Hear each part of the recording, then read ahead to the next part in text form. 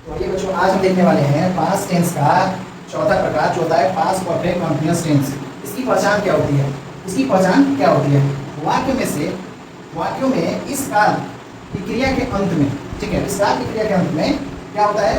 रहा था, रही थी, रहे थे, रही थी रहता है, और उसके पहले भूतकालीन समय सूचक शब्द भी रहता है।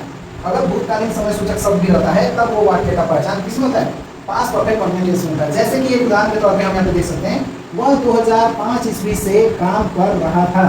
मतलब कि काम जो करने की प्रक्रिया है, यहाँ पे रहा था तो आया ही है, रहा था तो यहाँ पे तो आया ही है, उसके साथ ही साथ यहाँ पे समय सूचक शब्द भी आया है, जैसे कि 2005 ईस्वी से। ठीक, उसकी काम करने की जो प्रक्रिया है, जो अवधि है, वो 2005 ईस्वी से वो करते ही आ रहा है इस काम को। ठीक, इसका एक और पहचान होता है। मान लीजिए जब समय सूचक शब्द नहीं होगा तब हम कैसे पहचानेंगे कि ये पास्ट परफेक्ट कंटीन्यूअस टेंस है? तब हम क्या करेंगे? तब उसमें हमें क्या देखना है कि क्रिया के अंत में ता रहा था, ती रही थी, ते रहे थे, या ती रही थी रहता है, तब उस टेंस का जो पहचान है वो किसमें होता है? उस टेंस को माना जाता है पास्ट परफेक्ट कंटीन्यूअस टेंस में। जैसे कि मैं दौड़ता रहा था, यहाँ पे क्या है? ता रहा था। आप देख सकते हैं ता रहा था यहाँ पे आ रहा है। अब हम इस टेंस के स्ट्रक्चर को जानेंगे। इस टेंस में मतलब कि पास्ट परफेक्ट कंटीन्यूअस टेंस का स्ट्रक्चर क्या होता है? सब्जेक्ट के साथ हैड, उसके साथ बीन, विभाग फोर और ऑब्जेक्ट होता है। कुछ इस तरीके से इसका स्ट्रक्चर होता है। अब हम ये भी करके देख लेते हैं, इन दोनों का अनुवाद भी इंग्लिश में हम करके देख लेते हैं। जैसे कि इन दोनों का अनुवाद क्या होगा?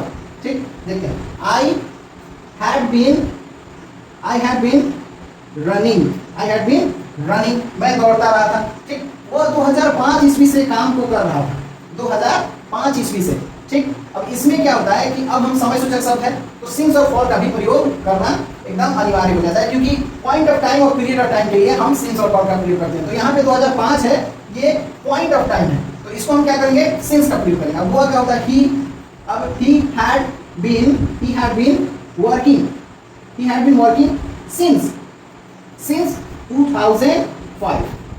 2005, क्योंकि ये जो था, this is the time was period of time, ये पीरियड ऑफ टाइम कहलाता है, इसे पॉइंट ऑफ टाइम के नाम से जाना जाता है। ठीक, ये जो है 2005 ईस्वी जो है ये पॉइंट ऑफ टाइम है, इसलिए यहाँ पे सिंस का प्रयोग होगा। हमने पिछले वीडियो में हमने देखा है, जब हम क्या पढ़ रहे थे? प्रेजेंट परफेक्ट कंटीन्यूअस टेंस पढ़ रहे थे, तो उसी समय हमने क्या जाना था? सिंस और फॉर का प्रयोग कैसे किया जाता है। ठीक, तो पास्ट परफेक्ट कंटीन्यूअस टेंस का पहचान दो है। अगर मान लीजिए उसमें अगर समय सूचक शब्द नहीं रहता है तो इस पहचान का प्रयोग करेंगे, और समय सूचक शब्द रहता है तो फिर कोई बात नहीं, इस पहचान का भी प्रयोग हम कर सकते हैं। यानी कि हम दे सकते हैं पहचान नंबर 1 और पहचान नंबर 2। ठीक, इस तरीके से स्ट्रक्चर भी देख सकते हैं आप, और दोनों एग्जांपल को हमने इंग्लिश में अनुवाद भी कर दिया है, जिससे आपको आसानी होगी। हम देखते हैं कि पास्ट परफेक्ट कंटीन्यूअस टेंस का स्ट्रक्चर वो भी according to the sentence type. Sentence के प्रकार अनुसार उनका स्ट्रक्चर क्या क्या होता है वो हम देखेंगे। जैसे कि हमारा पहला सेंटेंस है अफर्मेटिव सेंटेंस। ठीक, अफर्मेटिव सेंटेंस का स्ट्रक्चर क्या होता है? Subject, had been, verb four और ऑब्जेक्ट। एग्जांपल के तौर पे हम एक देख सकते हैं, जैसे कि he had been working in the company since 2005। वो 2005 ईस्वी से इस कंपनी में काम कर रहे थे। He had been working in this company since 2005।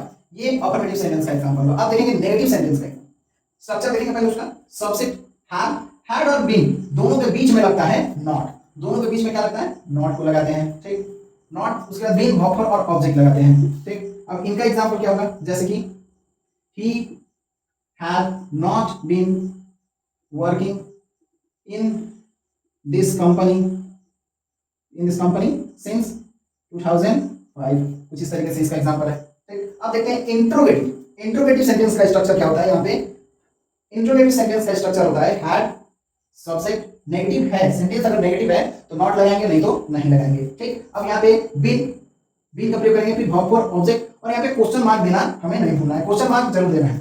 अब इसका एक एग्जांपल देखेंगे, जैसे कि had he been working in this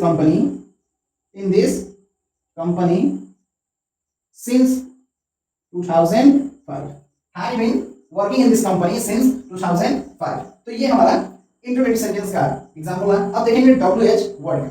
इसमें क्या था? WH word had, subject, negative होता है तो नॉट लगाते हैं, नहीं लगाते हैं, बीन, वर्ब फोर और ऑब्जेक्ट, और यहाँ पे क्वेश्चन मार्क जरूर देना है। ठीक, अब देखिए where had he been working since 2005, since 2005।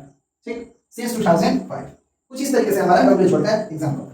ठीक, तो अब हमने एक एक करके सभी स्ट्रक्चर वो भी सेंटेंस के अनुसार हमने देखा है, सेंटेंस टाइप के अनुसार। ठीक, जो यहाँ पे 4 टाइप ऑफ सेंटेंस है और उनके एक एक करके एग्जांपल भी हमने यहाँ पे लिख रखे हैं और हमने एक एक करके समझ भी लिया है। ठीक, तो आप भी इसी तरीके से प्रेजेंट परफेक्ट कंटीन्यूअस टेंस को भी समझने का प्रयास करेंगे और कुछ नहीं समझ में आएगा तो कमेंट करेंगे।